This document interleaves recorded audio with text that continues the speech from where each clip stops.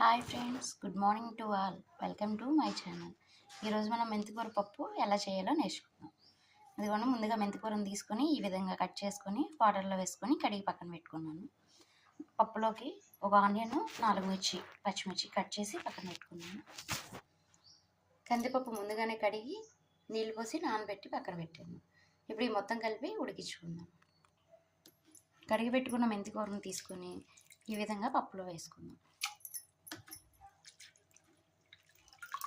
ఈ మెంతికూర చాలా బాగుందండి, చాలా ఫ్రెష్గా కూడా ఉంది.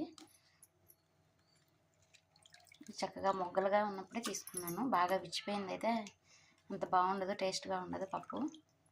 అందుకే మొగ్గలుగా ఉన్నదే తీసుకున్నాను. దీనిలోకి మనం ముందుగా కట్ చేసి పెట్టుకున్న ఉల్లిపాయ, పచ్చిమిర్చి ముక్కలు వేసుకున్నాం. దీనిలోకి ఒక చిన్నపాటి టమాటా కూడా కట్ చేసి వేసుకుందామండి, చాలా బాగుంటుంది. కట్ చేసి పెట్టుకున్న టమాటా ముక్కలు వేద్దాం. కొంచెం పసుపు, 1 స్పూన్ కారం.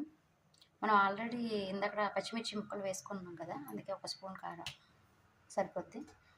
కొంచెం ఒక టమాటా వేసాం కాబట్టి చిన్న నిమ్మకాయ సైజ్ అంతా చింతపండు అయితే సరిపోద్ది. ఇవి వేసి కుక్కర్ లాక్ చేసుకొని 3 విజిల్స్ వచ్చాక స్టవ్ ఆఫ్ చేసి చూద్దాం. ఈ విధంగా 3 విజిల్స్ వచ్చి పప్పు ఉడికి వేయిందండి. ఇప్పుడు విజిల్ తీసేసి మనం కుక్కర్ ఓపెన్ చేద్దాం.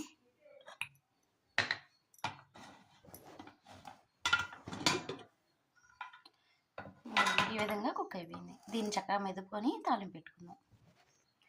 పప్పు మెదుపుకునేటప్పుడు దీనిలో తగినంత ఉప్పు వేసి మెదుపుకుందాం. ఈ విధంగా మెత్తగా మెదుపుకుందామండి. ఇది చక్కగా మెదిగిపోయింది. ఇప్పుడు స్టవ్ వెలిగించి స్టవ్ మీద ప్యాన్ పెట్టుకొని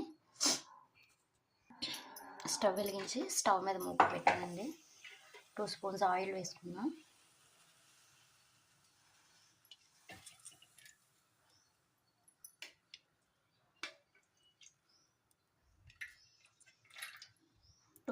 ఆయిల్ వేసానండి.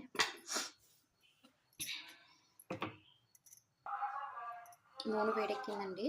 నూనె వేడెక్కాక దీనిలో 2 ఎండుమిర్చి వేద్దాం.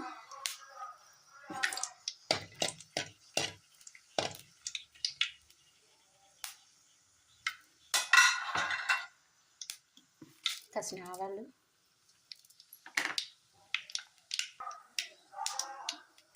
కొంచెం పోపు దినుసులండి, జీలకర్ర. అవి వేగిపోయాక ముందుగా దంచి పెట్టుకున్న వెల్లుల్లి వేద్దాం.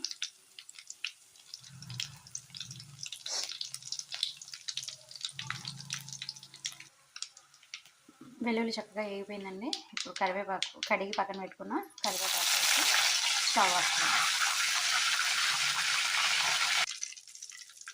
ఈ తాలింపుని ముందుగా మనం పప్పు రుబ్బి పెట్టుకున్నాం కదండి పక్కన, దానిలో వేసేద్దాం.